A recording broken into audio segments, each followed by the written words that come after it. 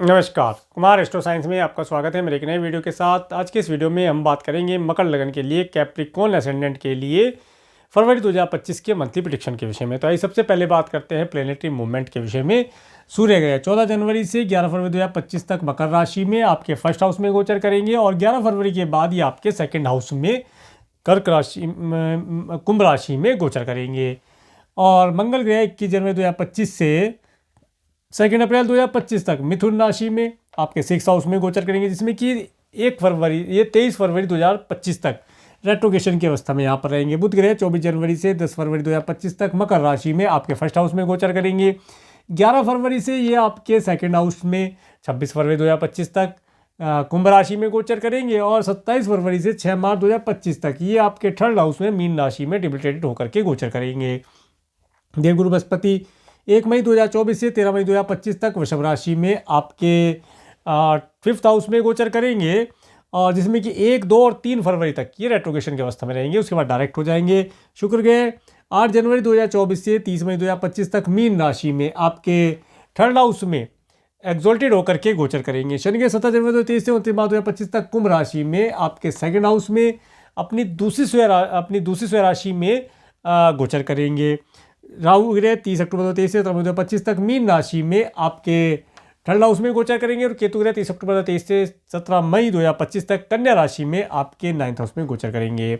अब मैं आपको हाउस बताने का प्रयास करता हूँ। सबसे पहले बात करेंगे फर्स्ट हाउस के विषय में। फर्स्ट हाउस में सूर्य बुध ग्रह का गोचर, फर्स्ट हाउस के ऊपर देवगुरु बृहस्पति का एस्पेक्ट होना, फर्स्ट हाउस के ऊपर केतु ग्रह का एस्पेक्ट होना, देखिए, और फर्स्ट हाउस के अलावा शनि ग्रह जो कि आपके सेकंड हाउस में गोचर कर रहे हैं। फर्स्ट हाउस के ऊपर मंगल ग्रह का भी एस्पेक्ट है।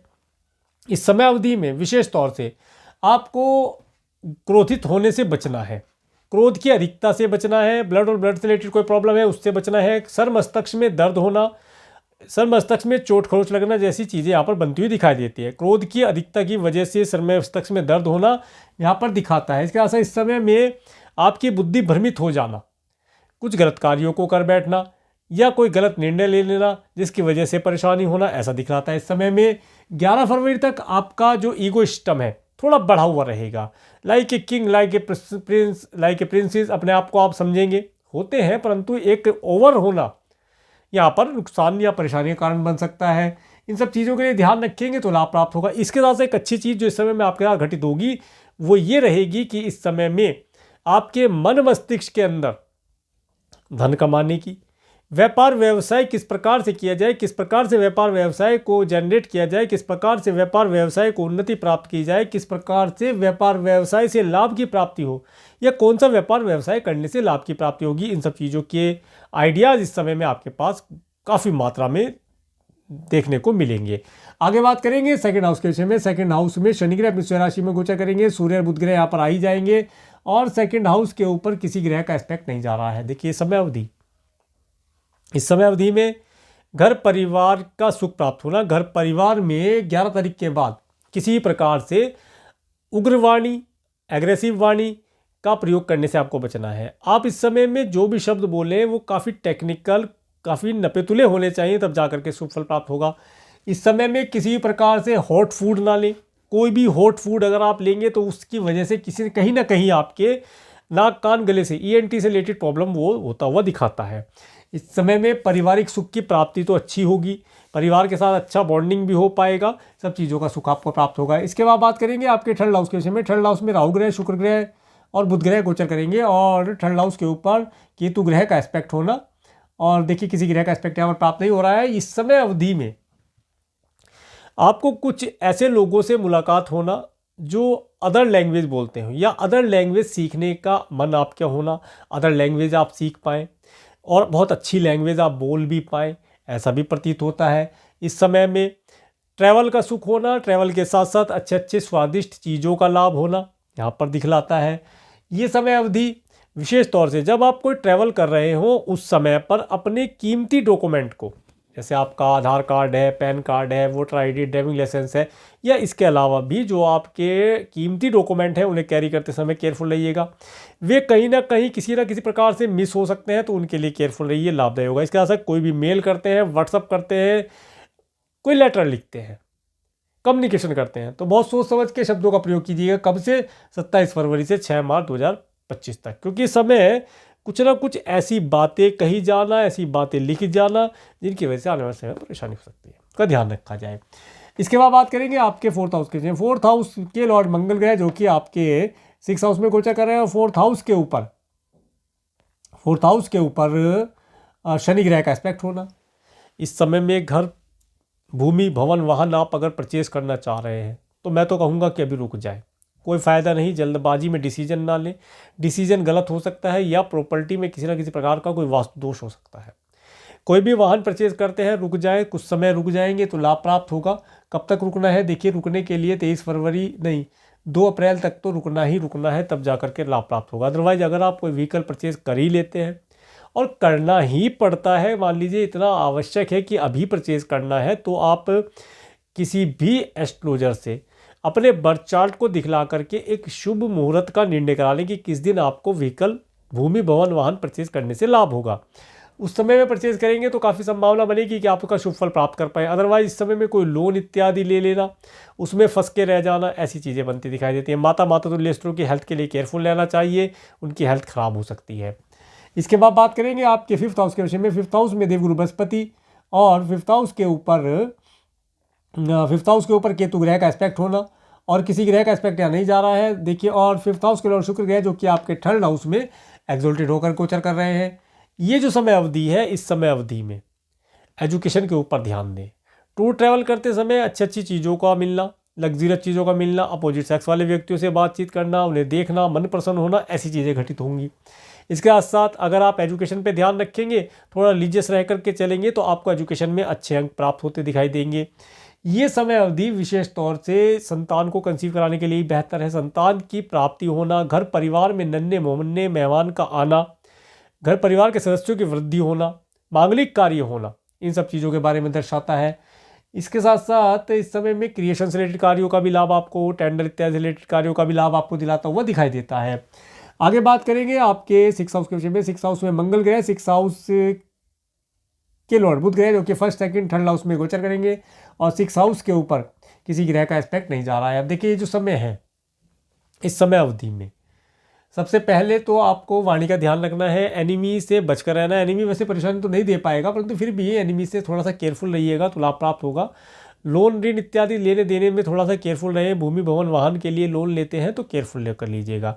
अपनी हेल्थ का ध्यान रखिएगा, विशेष तौर से हेल्थ में ब्लड से रिलेटेड कोई प्रॉब्लम अगर आपको है, उसके लिए केयरफुल रहिएगा। जैसे बीपी इत्यादि होता है, उसके रिलेटेड प्रॉब्लम के लिए थोड़ा केयरफुल रहेंगे तो लाभदायी रहेगा। आगे बात करते हैं आपके 7th हाउस के विषय में। 7th हाउस के ऊपर सूर्य बुध ग्रह का एस्पेक्ट होना और राहु ग्रह का एस्पेक्ट होना। देखिए, ये जो समय है, इस समय में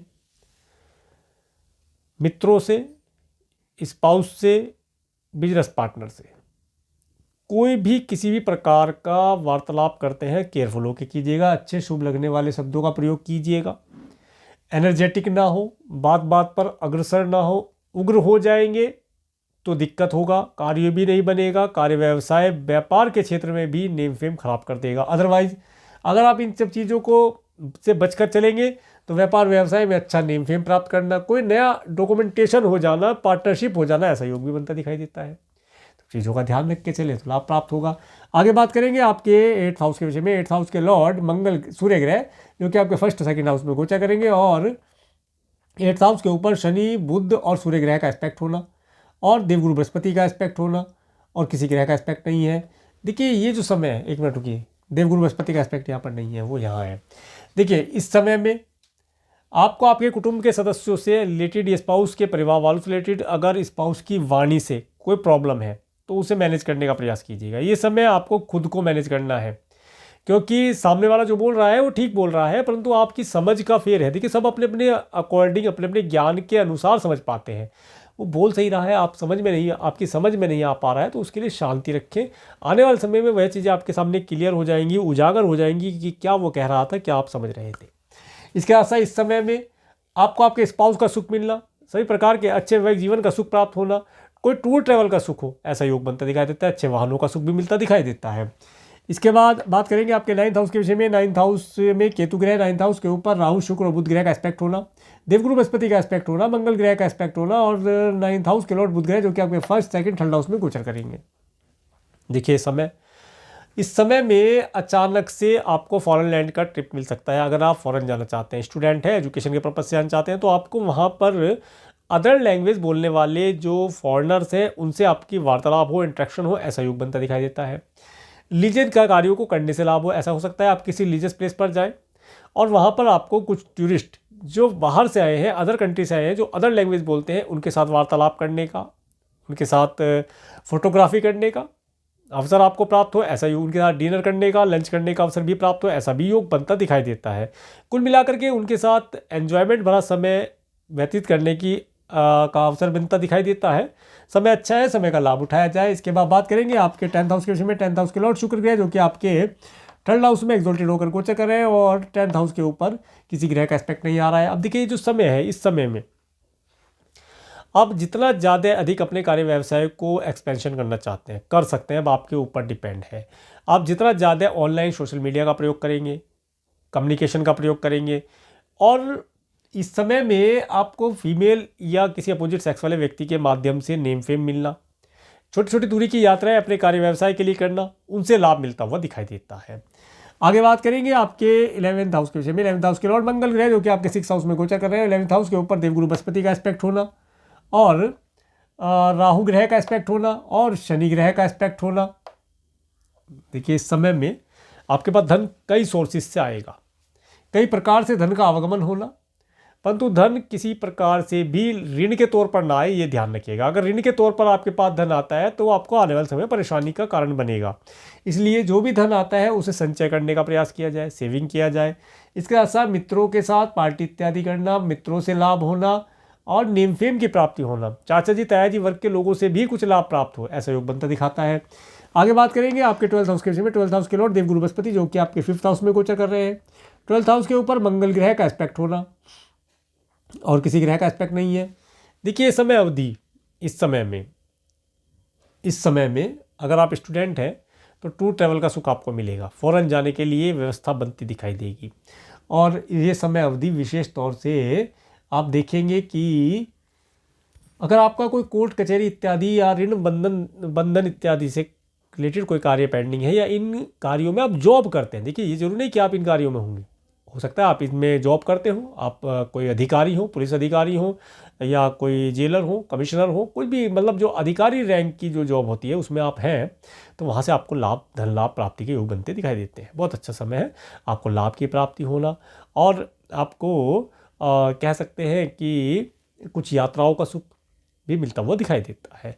अब मैं आपको डेट वाइज बताने का प्रयास करता हूँ। सबसे पहले बात करेंगे 1-2 फरवरी का समय। देखिए 1 और 2 फरवरी का समय, ये जो समय है, इस समय में अपने पड़ोसियों, अपने सिबलिंग्स के साथ रिलेशन इंप्रूव करना, ऑनलाइन सोशल मीडिया के माध्यम से अपने व्यापार व्यवसाय, अपनी एक प्रेजेंस बनाना उनके लिए अच्छा है। ट्रैवल करने से सुख की प्राप्ति हो, अदर लैंग्वेज बोलने वाले लोगों के साथ इंट्रैक्शन हो, ऐसा योग बनता दिखाई देता है। 3-4-5 फरवरी का समय, 3-4-5 फरवरी का समय, ये जो समय है माता तुल्य स्त्रियों से हेल्प एडवाइस लेने के लिए, उनकी हेल्थ के लिए रूटीन चेकअप वगैरह कराने के लिए बेहतर दिखाई देता है। कराया जाए तो लाभ प्राप्त होगा। इसके बाद 6-7 फरवरी का समय, 6-7 फरवरी का समय फाइनेंस का आवागमन होना,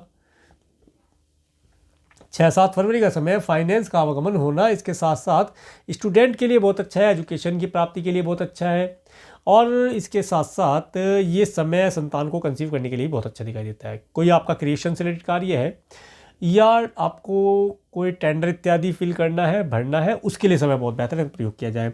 8-9 फरवरी का समय थोड़ा सा केयरफुल रहने के लिए बोलूँगा। किन कार्यों के लिए? एनिमी से बच कर रहा जाए, लोन ना लिया जाए, लेना पड़ता है तो सोच समझ के लीजिएगा। इसके बाद अपनी हेल्थ का ध्यान रखें, हेल्थ में किसी प्रकार से भी कोताही ना बरसे। अगर कोई छोटी सी भी हेल्थ रिलेटेड प्रॉब्लम है तो उससे तुरंत डॉक्टर से कंसल्ट करके चलेंगे, लाभ प्राप्त होगा। इसके बाद बात करेंगे 10-11 फरवरी का समय। देखिए 10 और 11 फरवरी का समय हैप्पी मैरिज लाइफ का सुख दिलाने वाला दिखाई देता है। हैप्पी मैरिज लाइफ का सुख इस समय में आपको प्राप्त हो, सही प्रकार से अच्छे वैवाहिक जीवन का सुख प्राप्त हो, ऐसे योग बनते दिखाई देते हैं। पार्टनर से पार्टनरशिप का लाभ प्राप्त होता दिखाई देता है। 12-13-14 फरवरी का समय, देखिए 12-13-14 फरवरी का समय, इस समय थोड़ा सा केयरफुल रहने के लिए बोलूँगा। किन कार्यों के लिए? मेंटली डिप्रेशन, स्ट्रेस, इन चीज़ों को नहीं लेना है।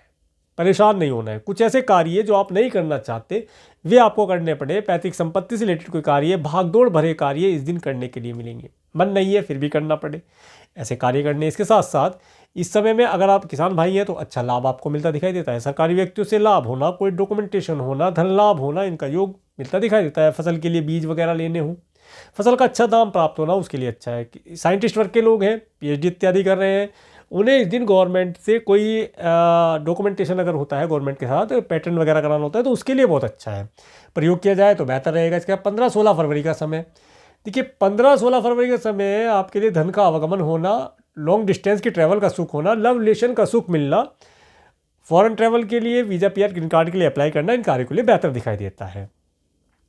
17-18-19 फरवरी का समय, जो व्यक्ति जॉबलेस है 17-18-19 फरवरी के दिन अपनी जॉब के लिए कुछ प्रयास करें।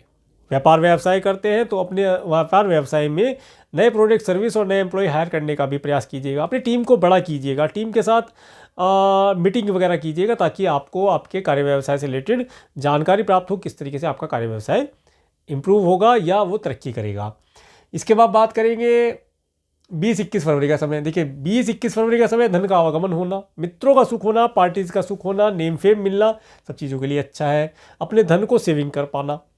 22-23-24 फरवरी का समय, तो 22-23-24 फरवरी का समय थोड़ा सा केयरफुल लेने के लिए बोलूँगा। किन चीज़ों के लिए? आपका धन इस समय में एक्सपेंस होगा, किसी भी कार्य के लिए खर्च हो, आपका धन खर्ची होना है, मान के चलिए। हाँ, अच्छा किस कार्य के लिए है?